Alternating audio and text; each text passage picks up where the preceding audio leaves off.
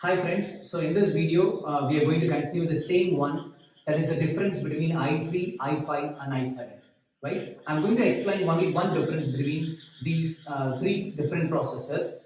First one is i3 processor. Already I told you that that's a dual core processor, and i5 is a quad core processor, and i7 also quad core processor.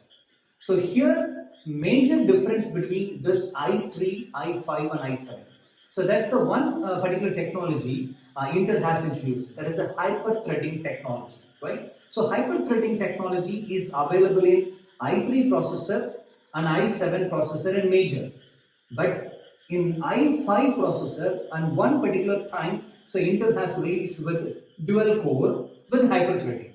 So now the common availability is i3 is the dual core and i5 is the quad core, i7 is quad core plus. Again, there is a question. Only quad core processor is available in i7 version. No, i7 version is starting with 2 core to 8 cores, right? It's available. But common version is quad core and octa core, even though you can find 6 core also, right? So what is the meaning of this hyper-threading technology? So single processor, that is a single core, can able to handle 2 threads at a time. So that's the major advantage, right? So example, if you are taking that i3 processor, dual core, but what is the capability? So i3 processor can handle 4 threads at a time. So 2 threads per core, so 4 threads can be executed, right? Okay, but i5 is not supported with the hyper-threading technology for quad-core processor. So i5 quad-core processor can handle 4 threads at a time. But if you are coming to the i7 processor,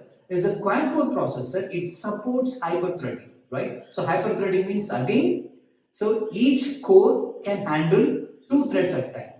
So what will happen? So quad core can handle 8 threads at a time. So this is the one major advantage. You can say that, otherwise you can say there's a difference between i3, i5 and i7. So one small information I wanted to give you that, so Google also is started preparing for the chip journey. Pixel 3, Google has introduced one security chip called Titan M chip. Okay, so this is a major turn for the Android security, right? This is the small information I wanted to give you. Please stay tuned. We'll continue with this processor for all.